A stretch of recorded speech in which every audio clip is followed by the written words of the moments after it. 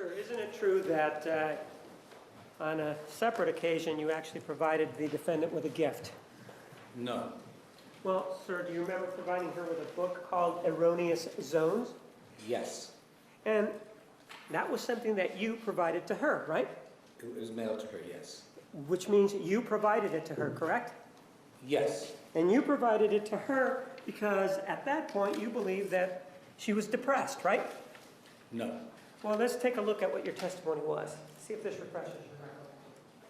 And this self-help book talks about positive and practical advice for breaking free from the trap of negative thinking and enjoying life to the fullest, right? Yes, that was for her low self-esteem. It also talks about if you're plagued by guilt or worry and find yourself unwittingly falling into the same old destructive patterns, then Erroneous Zones is the book for you, right? Yes. And you would agree that if you were there to do that, and now you're trying to help her, there seems to be a little bit of the blurring of the lines there, don't you agree? No, I don't. Well, on the one hand, you want to help her, don't you?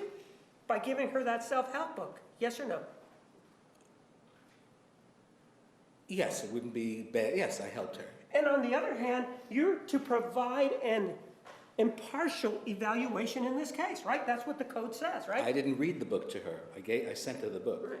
But you were the one that actually provided it to her so that she could read it, right? Yes, she was unable to get it on her own. I'm not asking you whether or not she could get it on her own.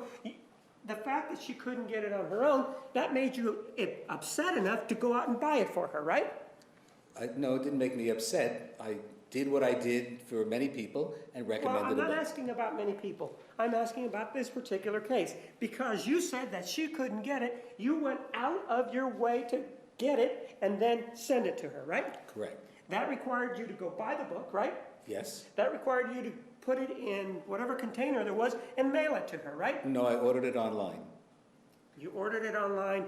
Once you received it, it went to her, correct? It was sent directly to her through Amazon. And when you ordered it online, that's with money coming out of your pocket, right? Yes. So now, not only are you sending her something, you're in a sense giving her money, aren't you? Didn't look at it that way. I gave her a book. Well, you're not looking at it that way, but that's what happened.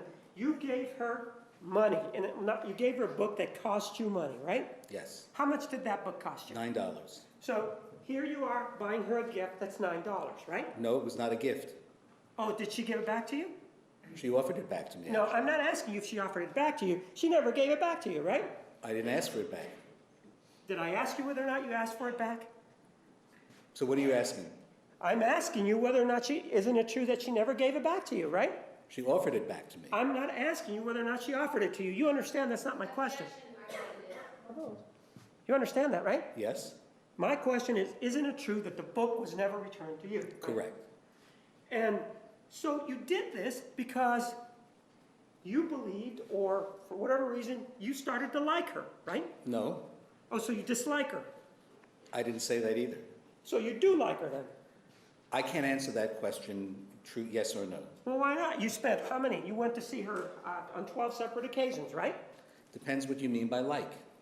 I'm asking you, isn't it true that you went to see her on 12 separate occasions, As right? part of my role to evaluate her, yes. Yes or no? You did go see her on 12 separate occasions, correct? Yes. And you spent many hours with her, right? Yes. And you talked about a variety of things, right? Yes. Isn't it true that even after all this time and after all these visits, the reason you got her this book, you're saying is just because there was no reason.